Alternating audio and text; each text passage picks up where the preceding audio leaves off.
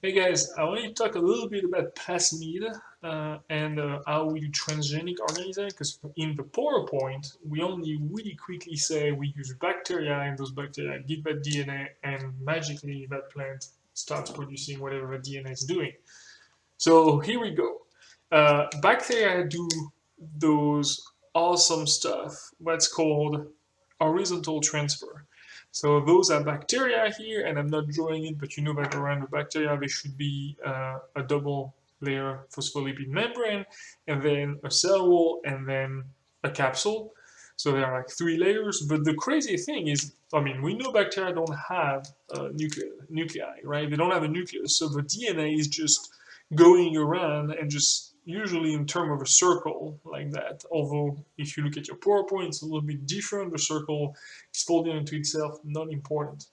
What I want you to know is DNA can be exchanged between bacteria, what we call horizontal transfer.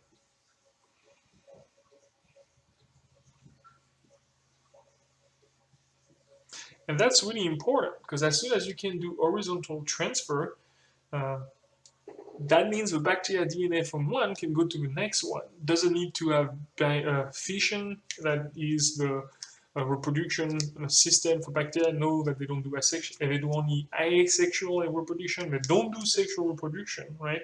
So they only clonally reproduce themselves. They can make exact copy of themselves, but they can exchange DNA between bacteria, and that leads to amazing properties, as the PowerPoint alludes to. So if a bacteria is implemented with a plasmid, so plasmid being a sequence of DNA that contains exact sequence to produce herbicide for a plant. So that bacteria has that plasmid, and that bacteria is then infecting a host plant. And in the PowerPoint, just say it infects. So what happens in the infection is that bacteria is literally giving that plasmid, infecting it into the host plant.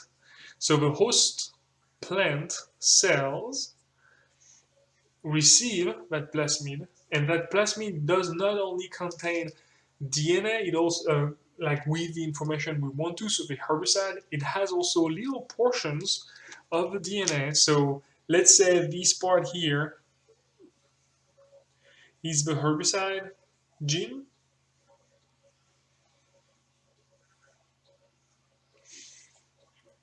and I'm pretty sure, yeah, I didn't butcher that. So that's the herbicide gene here, right?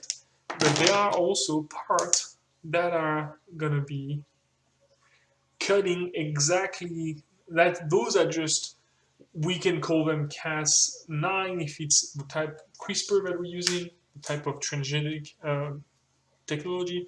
But the key with that technology, those parts of DNA here will cut the DNA in the host plant cell, cut it open, and insert that herbicide gene into the host plant cell's genome. So it doesn't, like, if it's normal transgenic as the herbicide thing, example from the PowerPoint is, it doesn't replace any gene in the host plant, it adds to the host plant. So you add a gene that will produce herbicide. That's adding to it. That's old school transgenic organisms. Now, in the case of CRISPR, Cas9, that little sequence of DNA produces a protein, Cas9, that can actually find in the host the exact segment and cut it off, cut it out, and replace it with a new segment of DNA.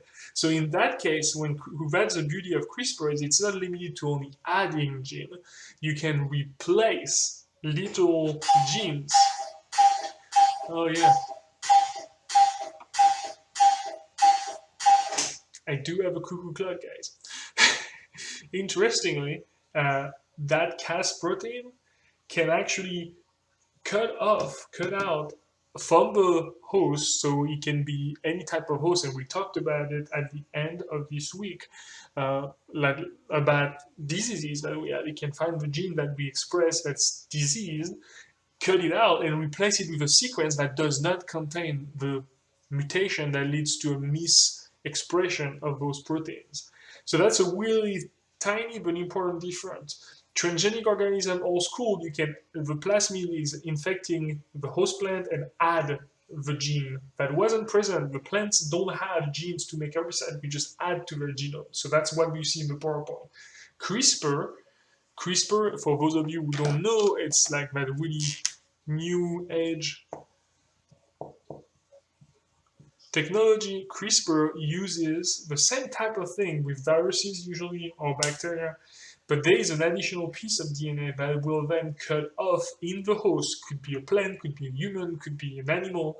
Cut out a gene, a particular gene, an allele that's there that we want to cut it out and replace it with a new version of it. So theoretically, you could have that injected into your eyes to change the color of your eyes. Theoretically.